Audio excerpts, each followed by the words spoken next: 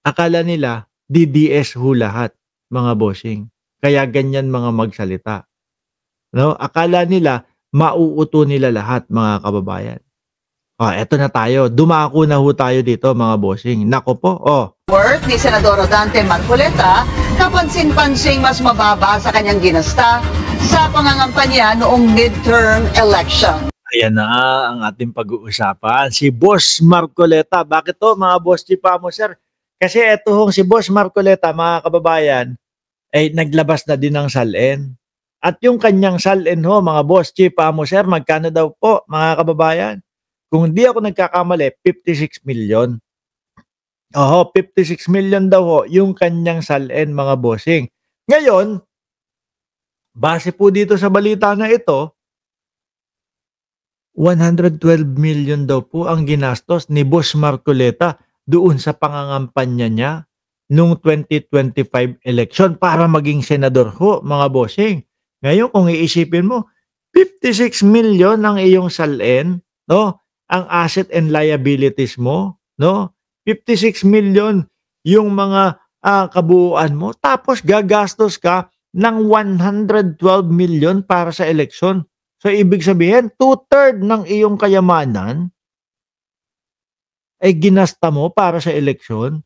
Baka pag ako ho ang gumawa nun, hindi na ho ako pauwiin ng misis ko. Pakinggan nyo ho, mga bossing. Kaduda-duda talaga. Himay ng Billionario News Channel ang isinapublikong salin ng mga senador.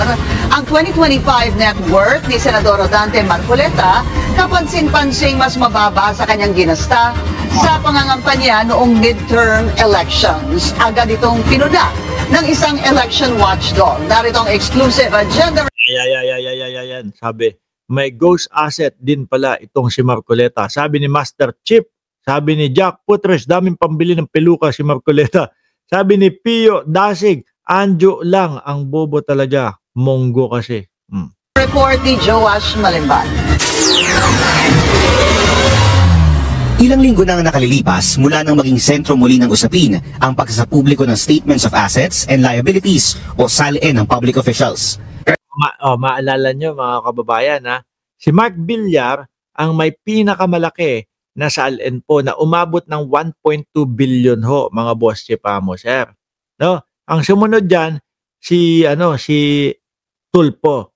Ang pinakamahirap po nating senador ngayon, mga kababayan, wala pong iba kundi si Chis Escudero na meron lang pong 18.8 milyong piso na ari-arian asset and liabilities ho, mga bossing. 18.8 million lang, maaawa ka kay Chis, pinakamahirap po, mga kababayan.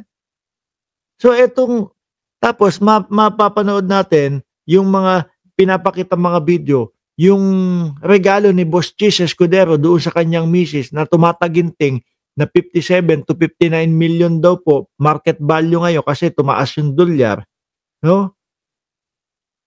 Napakalaki naman ng regalo niya. Kung ang salin niya lang is 18.8 million, ganon din po parang style kay Marcoleta. Kasi po ang sinasabi, ang pinasa o isinabmit ni Marcoleta na kanyang salin ay magkano daw? I think that that all departments should be able to should have the same transparency as we are setting in the office of the Tagal kala ko sasabihin na nasa 56 million lang daw. Ombudsman. Because everybody here, all the government officials have accountability issues, diba?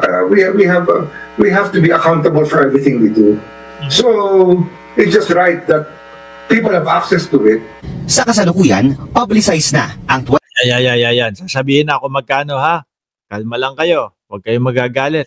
Kay Boy 2K. 2025 SALNs ng lahat ng senador, kabilang na si Senador Rodante Marcoleta.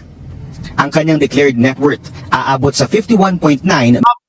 Fake news pala ako. 51.9 million lang ho, mga kababayan. Pero kung kung i-round up mo is 52 million po. Naku, parehas nung parehas ng number nung kay Pulong. Billion naman yung kay Pulong. 52 million round up po ang net worth daw po ni Rodante Marcoleta. Pero ang tanong dito, magkano daw ang ginastos? nung panahon ng eleksyon. Milyon pesos. Nakakuha rin ang Billionaire News Channel ng kopya ng Statement of Contributions and Expenditures o SOSE ng lahat ng mga senador na nanalo sa May midterm elections. Ayon sa SOSE ni Marcoleta, hindi siya tumanggap ng kahit na anong contributions, cash man o in-kind sa Narinig nyo ha? Walang tinanggap na kontribusyon, cash, or cheque, or kahit na ano, o kahit na anong online. Zero contribution ho si Marcoleta, mga kababayan ha. Ibig sabihin, kayong mga DDS, wag na kayong magtatanong, galing sa contribution, galing do sa mga donasyon ng mga kaibigan niya. Wala daw tinanggap ha. Kukutusan ko ulo nyo kapag ka nagtanong pa kayo. Ang linaw-linaw na sinabi. Ang linaw-linaw na sinabi oh. 'Di ba? Walang tinanggap. Tapos may sasabihin ng DDS diyan, paano yung mga donasyon, Mark Ramos? Ang sarap kutusan ng mga ulo, ano? Oh. Game. ng naging kampanya. Pero ang kanyang kabuuang gastos aabot sa 112 million pesos. Oh. Aabot ng 112 million pesos. Ibig sabihin, saan lang po kukunin yung 112 million pesos na sinasabing gastos ni Marcoleta? Kanya lang. 'Di ba? Kung walang contribution, saan galing ang pera? So maaari na kanya lang. Sa bulsa niya, 'di ba? Sariling gastos. Mas mataas ng more than 100% kisa sa declared net worth niya. Ikaw ba, mga bossing? Kung meron ka, kahit sabi mo meron ka 150 million, uubusin mo yung 100 million para sa kampanya mo. Hindi ako loko-loko para ganun sumugal, ano? Muntik pang matalo yang si Marcoleta. 'Di ba? Oh. Baka galing sa stronghold ng misis niya. Tae na nga. Oh. Ang pinakamalalaking gastos ng senador napunta sa kanyang TV political ads. Ang buong 112 million pesos na gastos na ito, idineklara niya sa COMELEC na galing lahat sa sariling bulsa. Oh, grabe, ano? Magulo, conflict. Siyempre, ngayon, tapos na eleksyon, ang declare mo na lang, 52 million na lang ho. Ano?